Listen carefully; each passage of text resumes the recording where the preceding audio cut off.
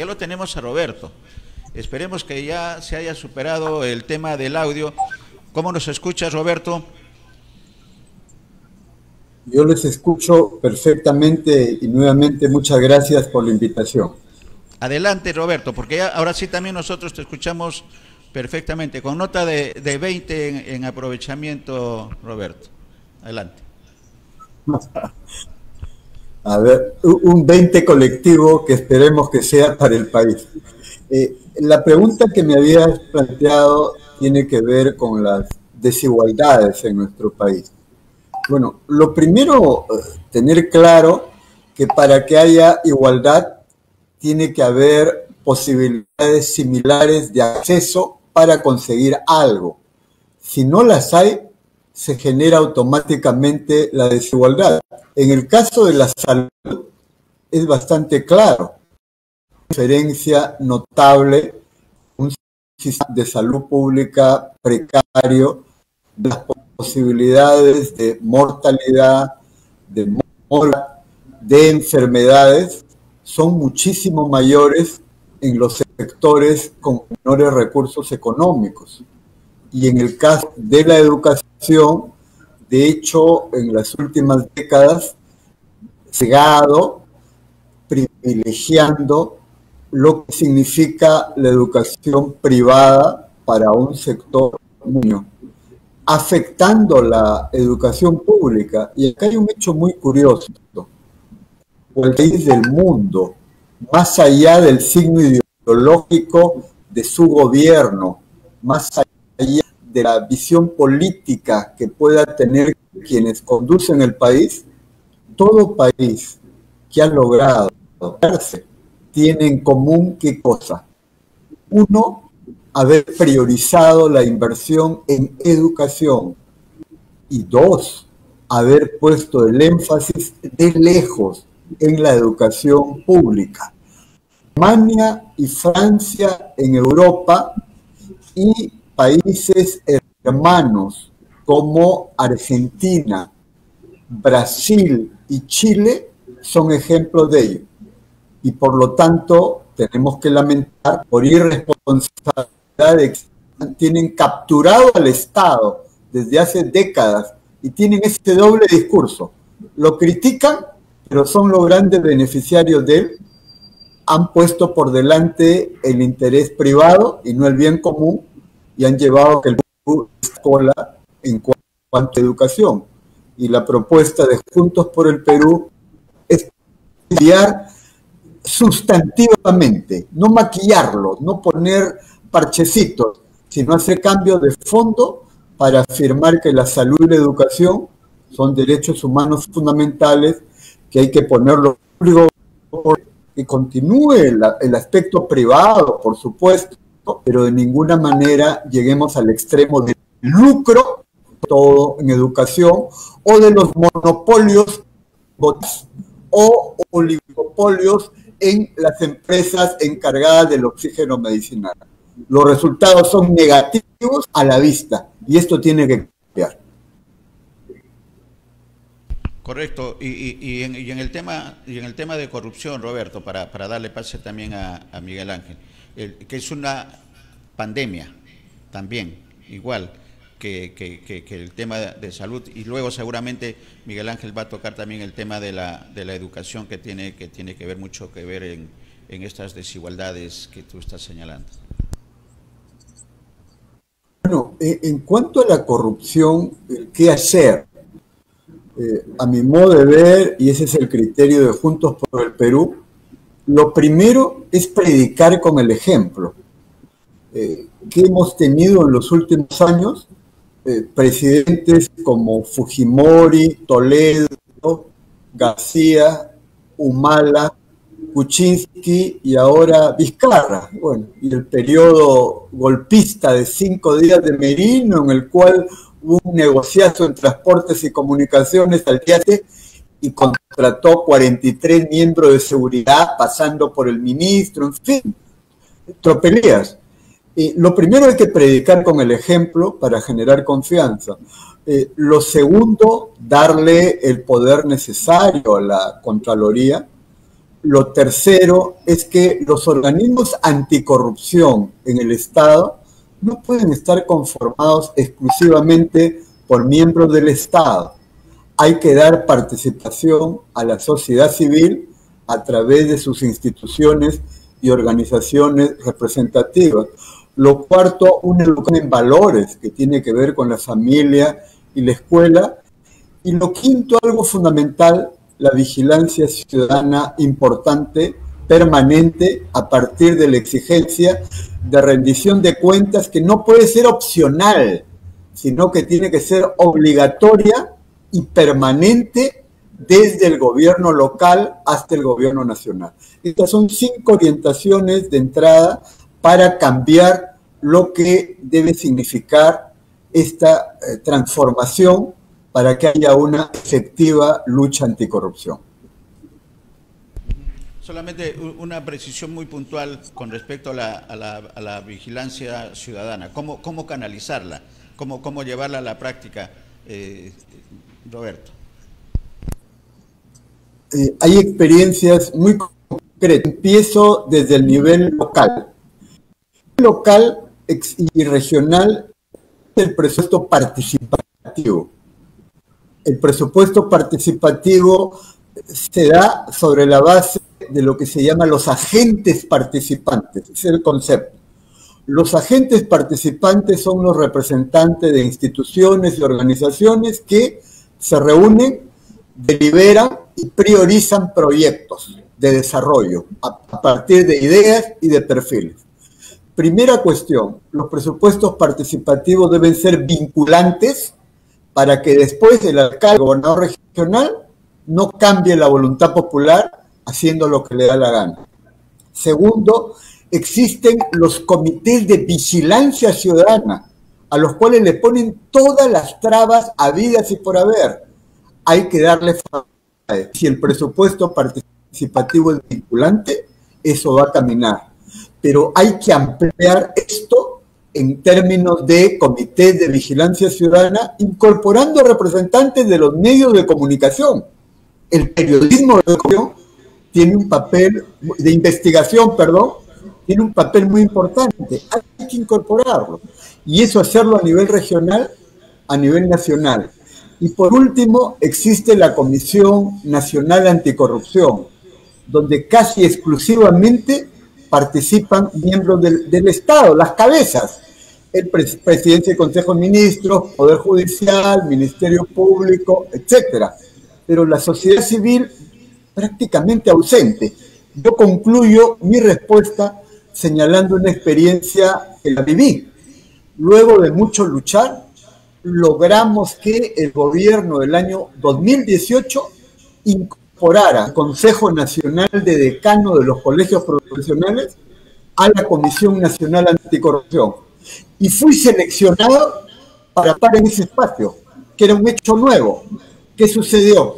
Estalló el conflicto Barry, nos dijeron que la próxima vez me citaban, la subsiguiente vez me citaban, en mi periodo y acá me tienen demandando lo mismo. No pasó nada.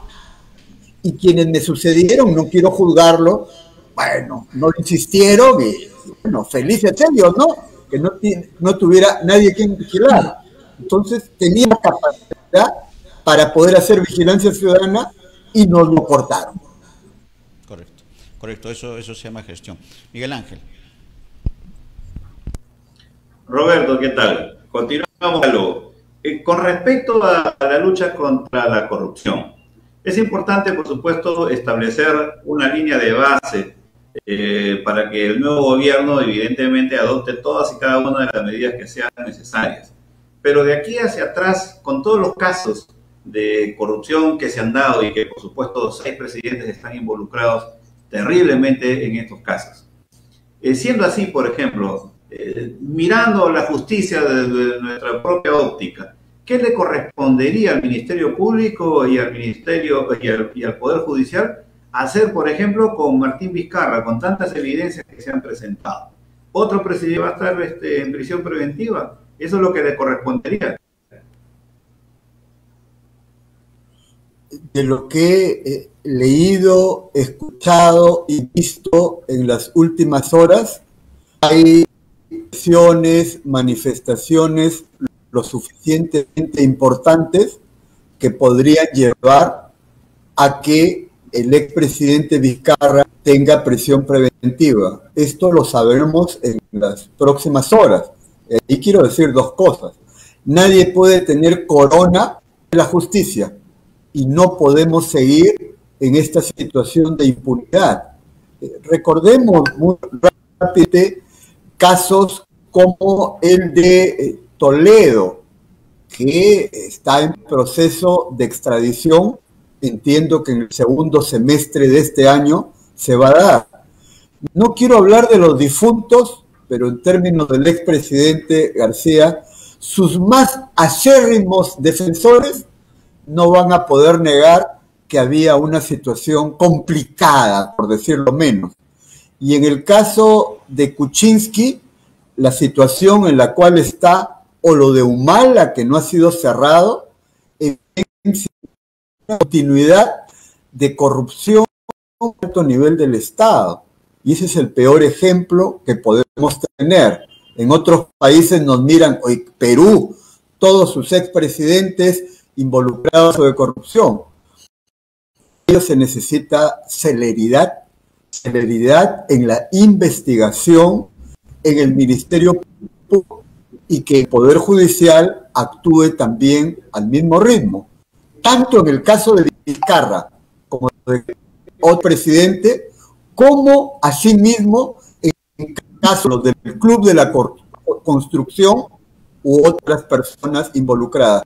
No olvidemos que en un proceso de corrupción hay corruptores y corrompidos. Los corruptores, por lo general, en estos casos, Odebrecht, son las grandes empresas, y los corruptos son presidentes, funcionarios del Estado. Hay que darles duro, en el buen sentido del término, tanto a corruptores, corrompidos, que representan un pésimo ejemplo en nuestro país, sobre todo para la juventud. A propósito de Odebrecht, Roberto, aquí, por supuesto, el Perú prácticamente ha sido víctima de un saqueo organizado por un conjunto de empresas brasileñas. Por supuesto, no se ha terminado de esclarecer a nivel del Ministerio Público ni a nivel judicial, ni tampoco nadie ha sido capturado ya con una orden, con una decisión definitiva. Pero este grupo de empresas, por supuesto, era parte de la organización criminal para delinquir, pero que nació en Brasil. Culparon ahí también al expresidente Ignacio Lula da Silva, ahora libre, pero dicho sea de paso, un juez supernumerario ha señalado que él era inocente de todo tipo de acusación de casos de corrupción. ¿Cómo en un eventual gobierno de Juntos por el Perú tendría que cubrirse justamente de esas oleadas criminales que se insertan a través de postulaciones en licitaciones internacionales para hacer millonarias obras públicas y que en algunos de los casos no se han concluido, como por ejemplo el caso del gasoducto del... ¿Qué espera hacer Juntos por el Perú en un gobierno eventual a partir del 28 de julio? Bueno, en primer lugar, la corrupción tiene que ver con las obras y las grandes obras. Y en esas grandes obras hemos identificado una constante. ¿Cuál es? Al comienzo, la licitación, habían varios postores y al final, por una serie de malabares, quedaba uno. O sea, estaba orientado. Entonces, desde el punto de vista normativo, hay que hacer los ajustes para que haya una competencia y también evitar casos como este, ¿no? Esos consorcios presentan licitaciones, la primera licitación gana el consorcio A, el B y el C se ponen de lado, en la segunda gana el B, el A y C se ponen de lado y así juegan el carrusel. Hay mecanismos de identificación. Lo segundo, las famosas adendas. Creo que el caso más abusivo de adendas que se famoso no fue Castañeda. Castañeda en la Municipalidad de Lima, adendas, la gran mayoría de sus obras duplicó, triplicó el precio, y ahí estaba el negociazo. Por lo tanto, hay que poner coto a las adendas. Habría que estudiar el caso, quizás excepcionalmente una adenda más, en casos excepcionales. Pero no puede ser, pues, qué tan mal se hizo el proceso que salieron 3, 4 adendas. Como diría, pues, estaba fríamente calculado, ¿no? Y estaba fríamente calculado para lo que ya sabemos. Ese es un segundo aspecto. Y un tercer aspecto son los plazos. Las obras siempre tienen un plazo y casi nunca se cumple el plazo. Yo recuerdo, lo digo idiotas, el año 2015 el Colegio de Sociólogos tenía su local a la altura de la cuadra 1 y 2 de la avenida Arequipa y Petituars. Y empezó esa obra del bypass del 8 de julio. Al año siguiente tuvimos que mudarnos, porque los colegas decían, colegas, qué difícil llegar ahí. Y Castañeda demoró el triple tiempo respecto a ahí. Claro, que alguien después decía, no importa que robe, pero que haga obra. Además, Solidaridad Nacional es el embrión de Renovación Popular con nombre cambiado. Muchos de sus postulantes del año 20 lo están haciendo ahora. Y López Aliaga, secretario general, ya con Castañeda y regidor. Hizo corrupción, tenemos que cortarlos con medidas como la que estoy señalando, y al mismo tiempo pueda intervenirse antes de y no después de, cuando ya la leche se ha derramado. Roberto, una tingencia en relación a la referencia que se ha hecho a Castañeda Locio y Rafael López Aliaga. Entonces, ¿consideras tú que, digamos, ya la imagen de este candidato presidencial, Rafael López Aliaga, no tiene una transparencia como la que todos los peruanos? Bueno, yo la transparencia de López Aliaga, más responder yo, lo hago con preguntas. Se llama transparencia haber dicho que no tenía ninguna deuda y se ha descubierto que debe a SUNAT 28 millones. Él ha mostrado un documento, pero hemos estado investigando, ha mostrado que sí, y por lo tanto es un deudor, y es un deudor fuerte. Olvidémonos del nombre de López Aliaga. Podría ser Rodríguez Rabanal o podría ser Néstor Becerra. Y que aspiremos a un cargo público, siendo deudores y de esa magnitud, estamos descalificados. Además, quisiera recordar algo, y no lo digo yo, el origen de la fortuna principalmente fue a raíz del monopolio que con toda la facilidad del caso se lo dio en el año 99 en el tren a Machu Picchu. Y en tercer lugar hay un doble discurso. El señor López Aliaga critica a Odebrecht y ha terminado teniendo como abogado uno que ha sido árbitro, que siempre fue a favor de Odebrecht. Cualquiera dirá, el ejercicio del derecho profesional uno puede defender a cualquiera. Bueno, es cierto, ¿no? Pero entiendes, y si has defendido a Fujimori, Alan García y ahora López Aliaga, bueno, es la libertad profesional, ¿no? Son las observaciones que lo digo en el mejor sentido, no pretendo descalificar a nadie, finalmente la ciudadanía es la que va a decidir, pero es importante que se esté debidamente informado, ¿no? Incluyendo los secretos bancarios de todo. Sí, ahí hay varios temas todavía. Vamos a una pregunta de nuestros televidentes, Roberto, si nos permites. Mariano Solís dice, una pregunta, ¿cómo cumplirían, estamos hablando de Juntos por el Perú, sus propuestas de no tener mayoría en el Congreso? Que es un gran problema considerando la situación actual de los indecisos, ¿no? Adelante. Bueno, con tu última, bueno, voy a responder la pregunta y hacer un comentario a tu última frase. Respecto a lo primero, desde el primer momento hemos planteado que necesita un nuevo acuerdo nacional. que debe materializarse entre fuerzas políticas, sobre todo ya que pasemos la valla electoral. Al parecer, de las 23 oficiales que ahora quedan, 18 estarían siendo 7, 8, máximo 9.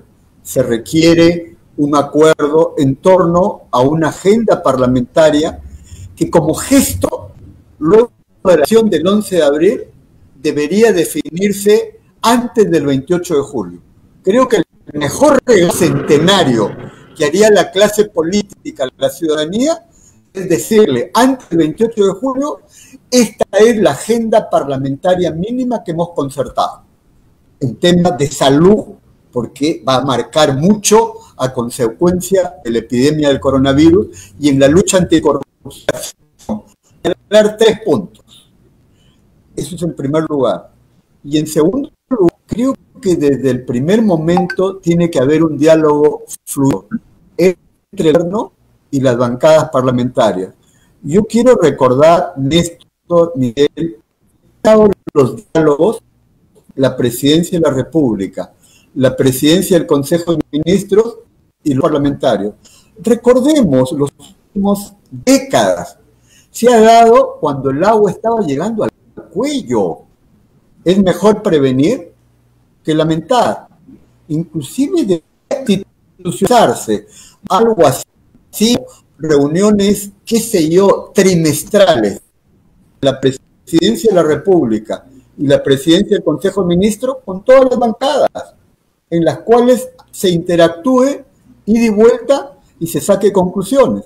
De esa manera se va a lograr consensos básicos que no son sencillos, pero el ejemplo, la actitud es muy importante. No esperemos cruzados de brazos, sino tomar la iniciativa para llegar a acuerdos. Y Néstor hizo un comentario al final. Esto se da en un momento en que la mayoría no ha decidido su voto, es cierto.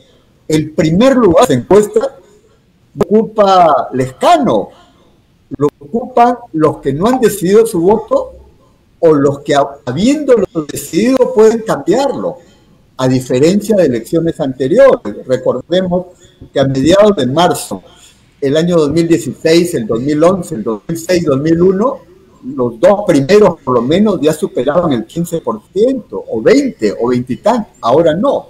Entonces, acá, como dijo Verónica antinoche, el partido recién está empezando como partido, y en el voto parlamentario, ni qué decir, la gran mayoría ha decidido, y en el voto preferencial, mucho menos.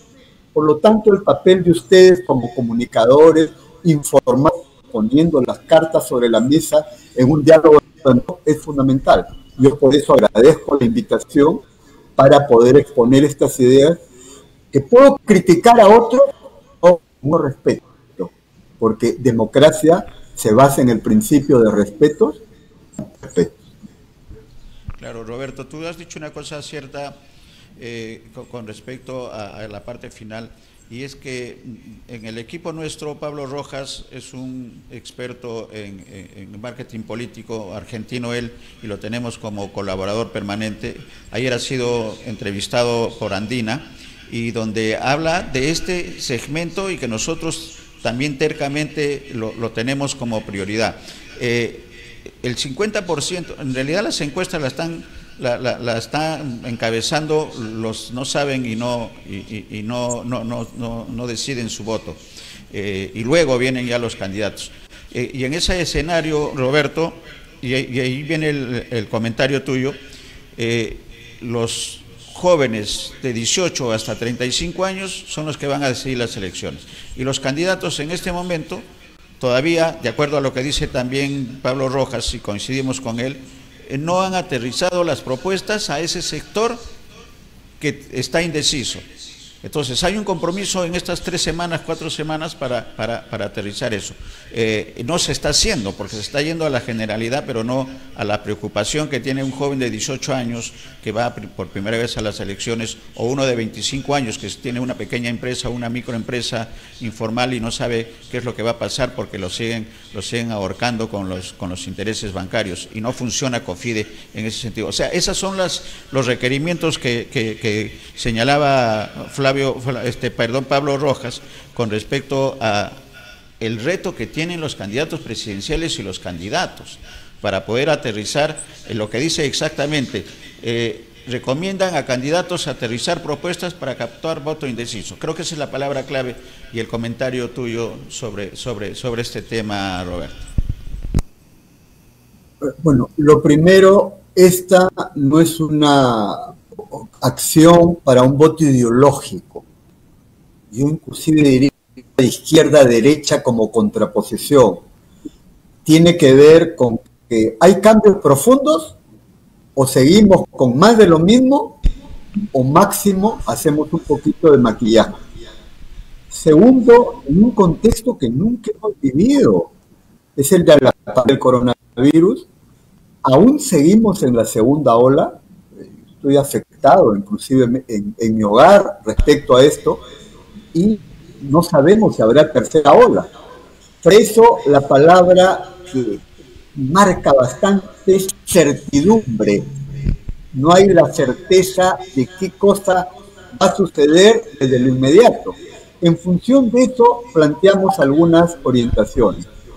La primera, en términos de la salud, y ahí viene el tema de la vacuna universal y gratuita, y que se puede hacer todos los esfuerzos para llevarla a cabo en la compra Estado-Estado, pero también abriendo la cancha para que el sector privado apoye logísticamente. No creo que en la compra, pero sí, si hay voluntad de unidad nacional, sí. Segundo, en cuanto a garantizar a aquellos que tienen una pequeña empresa, en un programa tipo Reactiva Perú. El programa Reactiva Perú el año pasado, Vizcarra anunció que el 90% de los créditos iba a ser para la micro y pequeña empresa. Y al final, muy lejos de ser así, fue al revés. Ahora tiene que haber un programa, yo diría, si no exclusivamente, con alta prioridad. Retomaría el anuncio mentiroso del año pasado de que sea el 90% para la micro y pequeña empresa. Tercero, el tema de los bonos, algo que hemos anunciado. Viendo el gobierno, se va a requerir un bono universal para agosto que sirva para lo fundamental para las familias afectadas y que contribuya a reactivar la demanda, mover dinero. A la pregunta, ¿hay plata? ¿No hay plata? ¿Se va a hacer maquinita? Sin ninguna maquinita, porque hay ahorros del Tesoro Público por más de 70.000 millones de soles.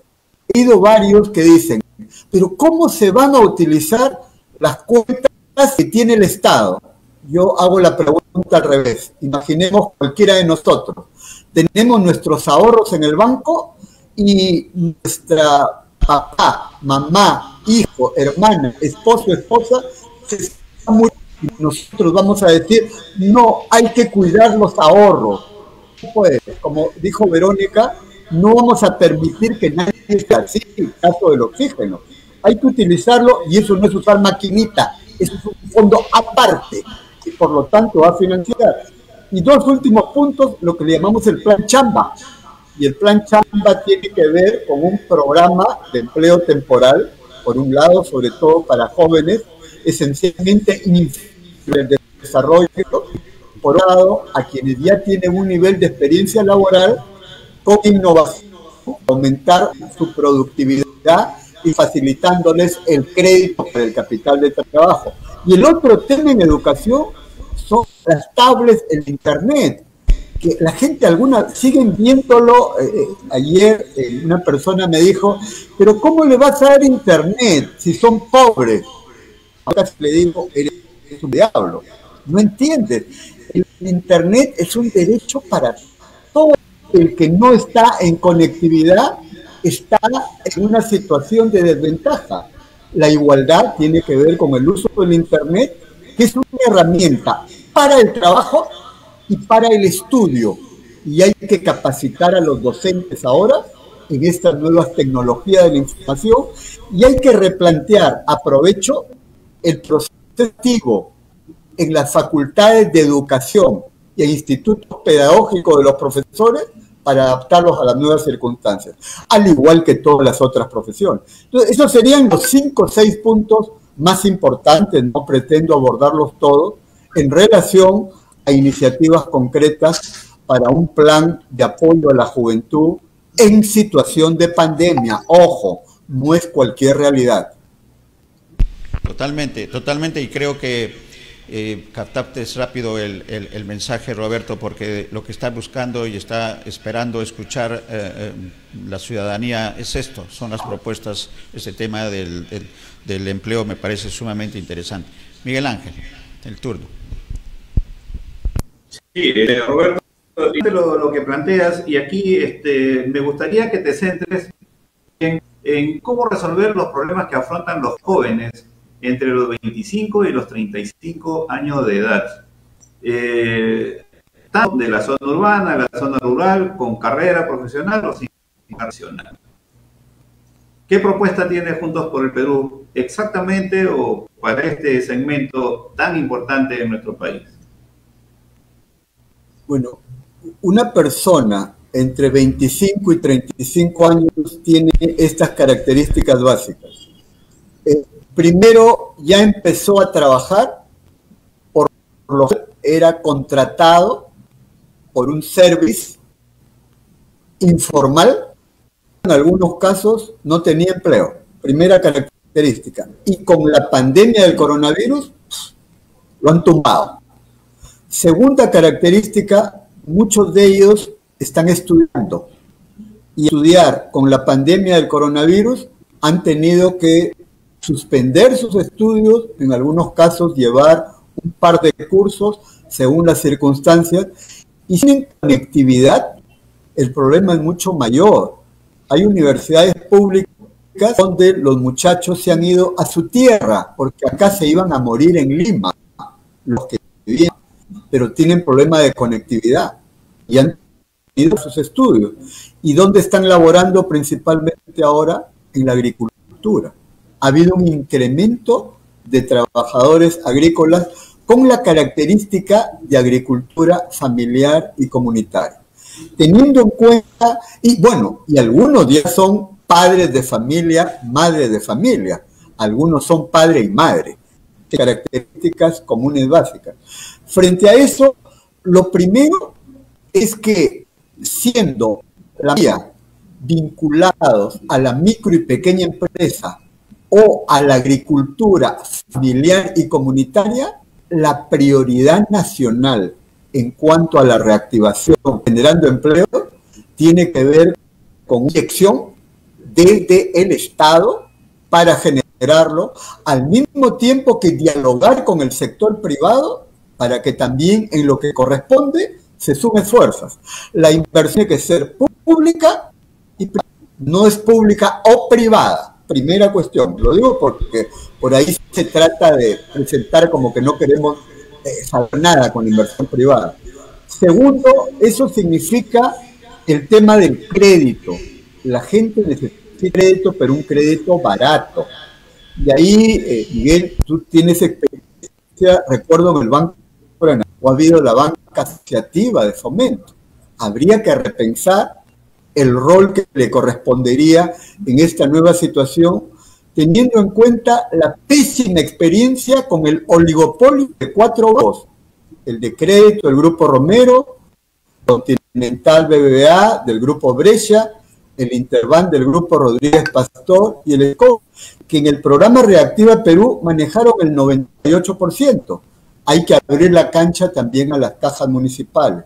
Y este crédito es con capital de trabajo, si se pudiera a 0 o a 0.5 tasa, lo mínimo, que Creo que es cuestión de ver y descentralizarlo. Además, el Banco de la Nación o una banca social está presente en todo el territorio nacional. Yo sé de gente que ha tenido que viajar a la capital o a la para poder conseguir determinadas cosas. Y el otro punto en el caso de la agricultura, que es una fuente de empleo, bueno, creo que es el garante de vida alimentaria en el Perú.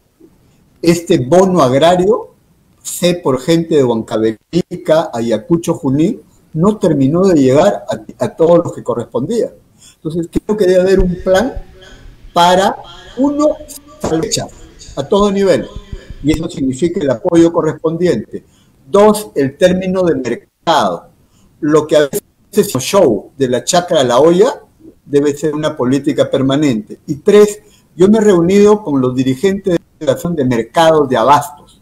Ellos tienen la disposición de poder llegar a acuerdos directos para facilitar la rapidez de la salida de productos hasta con infraestructura y abaratar precio al consumidor.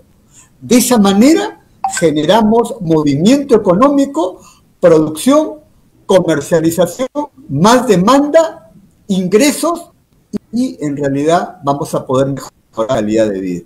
Eso es en términos gruesos y el factor educación, que no quiero repetir, que he señalado anteriormente, que me parece clave. Al mismo tiempo, la prevención es salud para todos, porque no podemos hablarle a la gente ahora como si estuvieras en situación de normalidad. Creo que ustedes coincidirán conmigo. En esta segunda ola se está muriendo mucho más gente en la primera ola. Yo tengo en la mente en este momento la cantidad de colegas, compañeros, amigos, familiares que se han ido. Y eso nos choca a todos. Hay que cambiar. Así es. Con respecto al sistema crediticio, es importante lo que acaba de mencionar Roberto, y también puedo dar testimonio, como ya ha mencionado, respecto del papel del Banco de la Nación. No entiendo por qué hasta ahora un sector teórico de la economía siempre denosta del Banco de la Nación y no le quieren dar el papel que sí lo tiene, por ejemplo, el Banco Nación Argentina y de Chile. En el Banco Estado de Chile está concentrado justamente en ese Banco de la Nación chileno más del 70% del ahorro nacional. Es decir, el aporte de empresarios, o sea, sector privado y sector público. Y además concentra también para los recursos DELCO, que es la empresa estatal más grande del mundo y administrada por las Fuerzas Armadas. Entonces, creo que sí, hay salidas para resolver un tema de crisis económica como la que estamos viviendo. Pero ahora bien, una pregunta de carácter electoral para ti, Roberto, que tiene que ver con este sorteo que presidió ayer el jefe del Jurado Nacional de Elecciones y que han terminado eligiendo a grupos de 6 en los días 29, 30 y 31 de marzo. Por supuesto está circulando por ahí el debate por pares, pero el Jurado Nacional de Elecciones todavía no ha, me parece, sacado un documento oficial sobre esos pares que se han formado y que están circulando por redes sociales. Pero sin embargo aparece el lunes 29 de marzo los primeros 6, Juntos por el Perú, es decir, Verónica Mendoza, Victoria Nacional, Partido Cristiano, Alianza para el Progreso, Fuerza Popular y Frente Amplio. O sea, acá Perú y Frente Amplio. Dos grupos de izquierda. Luego, el martes 30, Unión por el Perú, Democracia Directa, Avanza País, Perú Libre, Podemos Perú y Partido Nacionalista Peruano. O sea, me imagino Unión por el Perú, Democracia Directa, Perú Libre, Podemos Perú y Partido Nacionalista Peruano, que igualmente es centro izquierda, ¿correcto? Excepto Avanza País. Luego, para cerrar, miércoles 31 de marzo, Acción Popular, Partido Morado, Renovación Popular, Somos Perú, Patria Segura, Renacimiento Nacional. ¿Cómo ves estos grupos? El sorteo se supone que ha sido transparente. ¿Hay algún beneficio aquí? ¿Tú crees que se beneficia algún tipo de candidatos? ¿Eso ha sido tan transparente? ¿El debate también va a ser igual? ¿cómo crees tú que va a servir para que el pueblo peruano conecte con... Bueno, lo primero, ha habido un sorteo, hay un resultado. ¿Qué le vamos a hacer? Ya tenemos los grupos de 6. Uno puede pensar, me hubiera gustado este u otro, pero ya es un dato de la realidad. En el caso de Juntos por el Perú, en el grupo de 6, evidentemente el debate principal va a ser con Fuerza Popular de la señora Fujimori y con Victoria Nacional del señor Forsyth, sin menoscabo los otros 3 representantes. El otro punto, estos debates entre mucha gente dificultan que haya un real debate. Un debate, lo ideal es que sea de a 2, en todo caso de 3, de 4. Yo he participado en algunas discusiones hasta de 8 en estas jornadas, y realmente es bien difícil tratar algunos temas a fondo.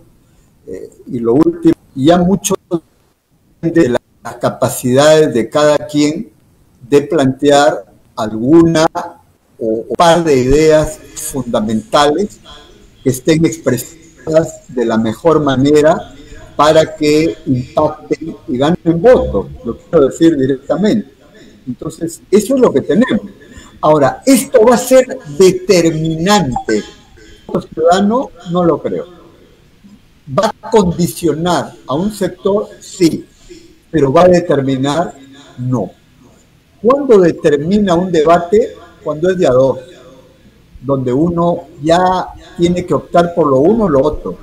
Cuando son debates de a 6, es mucho más difícil, ¿no? Entonces, probablemente el gran debate se dé para la segunda vuelta.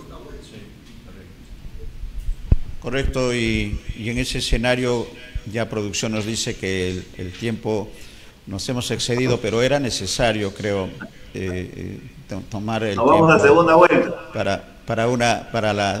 Justo nos quedamos en la segunda vuelta, que ya sería la tercera porque es la segunda oportunidad que lo tenemos a Roberto, pero con mucho gusto además por la claridad de las propuestas y la factibilidad, que eso es lo más importante, porque propuestas hay y de todos los tipos, pero a ver, ejecuten y pónganlo en práctica, ese es el reto. Muchas gracias, Roberto.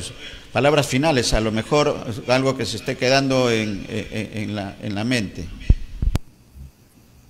Algo que hemos puesto el énfasis, en lo que hemos puesto el énfasis en los últimos días, es no quedarnos en la formulación del plan de gobierno, transformarlo, 1, en políticas públicas, 2, en estrategias concretas, que significa el cómo, y 3, el financiamiento. En ese marco, priorizar, y de acuerdo a la priorización, salud, educación, trabajo, que es economía y empleo, sobre todo para los de abajo, es lo fundamental. Y aunado a la lucha contra la corrupción y para contar con un que esté al servicio del buen común y del bien común, perdón, y no de monopolios y oligopolios. Vamos con mucho optimismo hacia la segunda vuelta con la candidatura de Verónica para presidenta en Juntos por el Perú y Roberto Rodríguez Rabanal, el número 15, orientado con el CIMA. El poder ciudadano del pueblo soberano es lo que hará posible que haya salud, educación y trabajo, sobre todo para los trabajos. Muchísimas gracias, un gran abrazo y a su disposición, solicitando el esfuerzo informativo que resulta esencial en una democracia institucionalizada, sin agravios, sino a través de la exposición de ideas, programas e iniciativas. Gracias. Muy bien, un país de igualdades, Roberto, y solamente para cerrar esta interesante entrevista, un texto, un pensamiento de Pablo Rojas. Es el momento preciso, dice, para lanzar propuestas puntuales, la solución de los problemas inmediatos, abordar la realidad viendo las demandas de la gente, no estando alejados ni espaldas de la gente. Muchas gracias, Roberto.